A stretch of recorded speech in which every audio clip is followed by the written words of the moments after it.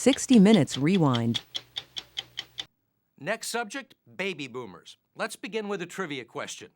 Who is the most quoted living American in the Penguin Dictionary of Humorous Quotations? Woody Allen?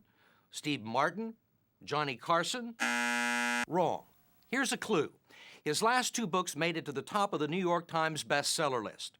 Still don't know? The answer is P.J. O'Rourke. You may never have heard of him, but if you're in your 30s or 40s or early 50s, believe me, you know him. He's the guy on the leading edge of your generational curve. In college, he was a hippie, and while you were giggling at the National Lampoon, he was the editor-in-chief. Now that you're getting older and becoming more conservative, guess who's become the right wing's favorite political satirist? I am frankly nostalgic for the 1980s when sleeping with the president meant that you'd attended a cabinet meeting. If you want to know why political incumbents are in trouble this year, spend some time on the road with P.J. O'Rourke. His suspicious, cynical takes on government find a friendly audience among small businessmen, and his smart, often smart alecky view of the world has struck a chord among his fellow jaded baby boomers, who crowd into bookstores for his readings. I find your political observations so astute. And have made his books like Parliament of Whores and Give War a Chance bestsellers. I'm a liberal, and I probably should hate everything you write, and maybe it's because I'm an aging liberal on his way to becoming a conservative, but I find you're... Been mugged, huh?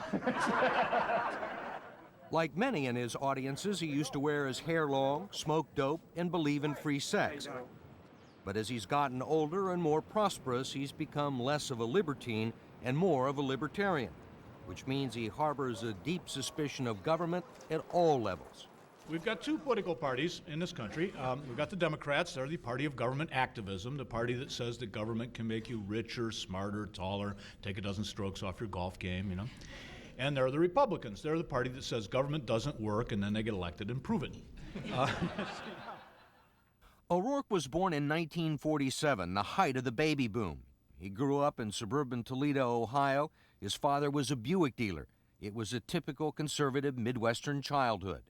And like many of his generation, in college, he underwent a temporary conversion to the counterculture.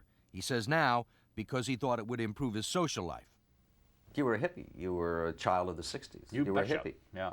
I was when it came to letting go of bourgeois proprieties, I let go with both hands. So, yeah, it's definitely up to my neck in that. You tried all of the aspects of the lifestyle. Lots of drugs, lots of screaming about capitalism, lots of protesting against the war in Vietnam, which, if you think about it, was very self-serving. They were trying to send me to the war in Vietnam, so of course I was against it. But sex, drugs, and rock and roll didn't stop O'Rourke from earning a degree, winning a scholarship to graduate school at Johns Hopkins, and starting an underground newspaper in Baltimore called Harry.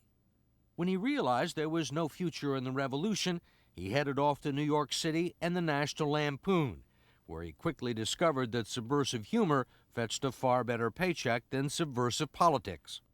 By the time he was 31, O'Rourke was editor-in-chief of the Lampoon, running a multi-million-dollar enterprise turning out a slick, glossy monthly collection of sophomoric humor about breasts, buttocks, and ethnic attributes. Read me about the Australians. Australians, yes. Racial characteristics: violently loud, alcoholic roughnecks whose idea of fun is to throw up on your car.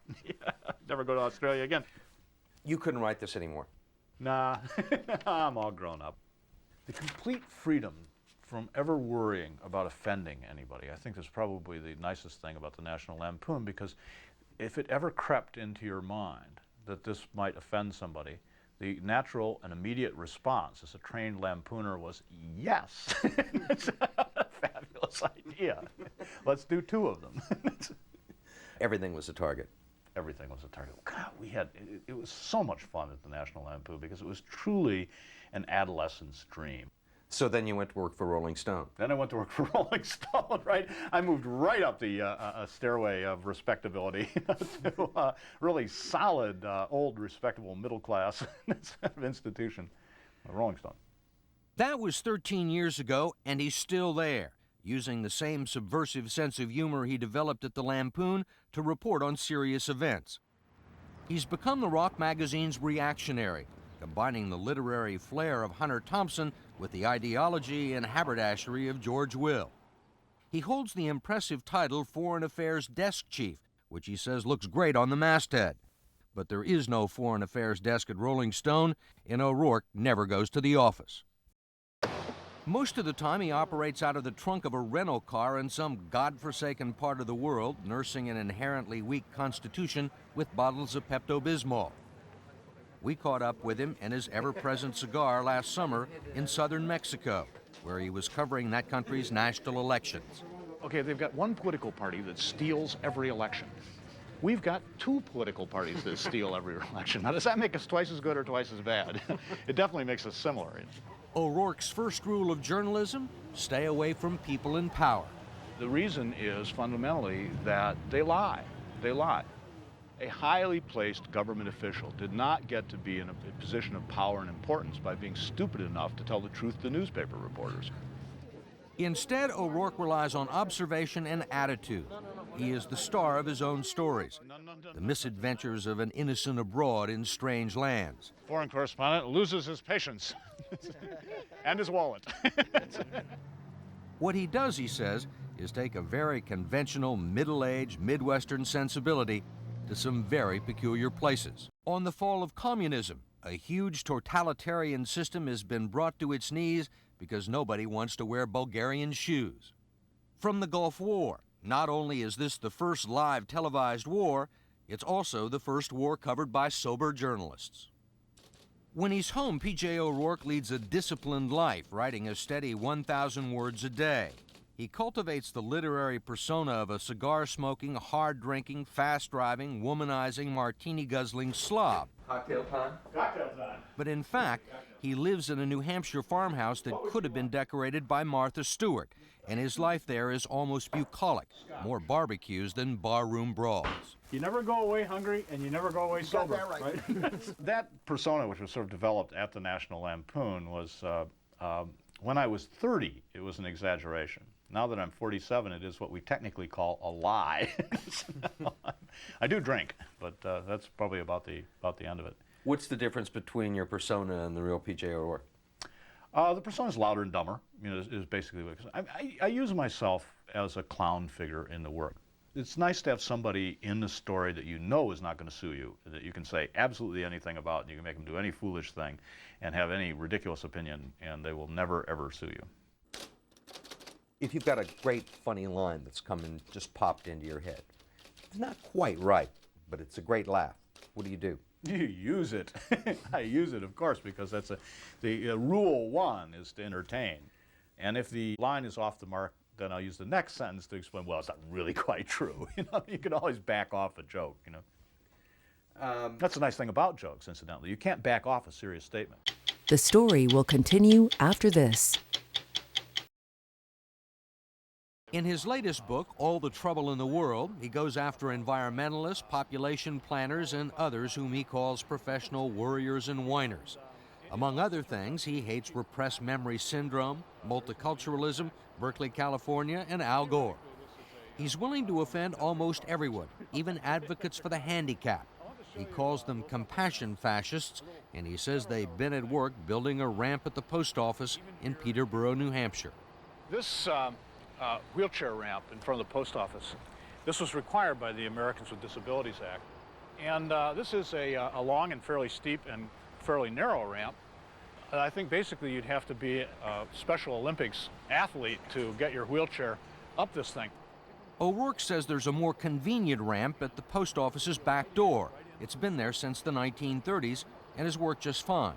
But according to the Americans with Disabilities Act, that's not good enough because that treats people with disabilities differently than the rest of us are treated, and so there has to be a ramp in the front. And the only thing it's used for is kids on skateboards. The advocates would seem to have the law and, some would argue, logic on their side. Oh, you can have logic on your side, no problem. What I'm saying is that they don't have common sense on their side, and a lot of human life should be guided, most of human life should be guided by common sense and not by legal quibbling. That seems like a really hard approach. I mean, to go after the Disabilities Act, American Disabilities Act. I mean, that seems like such a heartless position, totally devoid of humanity. How could anybody possibly be against good things for the disabled? How could anybody take such a rotten, awful position as that? Well, I can, and it's for this reason, is that the purpose of this law was to make George Bush feel good and to make Congress people feel good, and to a certain extent, I suppose, make voters feel good. This ramp doesn't helping anybody with disabilities. There already was a ramp. Nobody with disabilities is using this ramp. This ramp is there. It's a $100,000 monument to patting oneself upon the back. Some of his friends say O'Rourke is a lot more sophisticated than he lets on, that he writes for effect and for sales. You really believe everything you write? Ooh, good question. Oh, of course not. But I think that there's, there's some root core, some seed, some kernel in there of something that I believe. I'm a humorist. Do I exaggerate for effect? Of course, I exaggerate for effect. Some people have said, and I know you've probably read it. PJ is very calculated.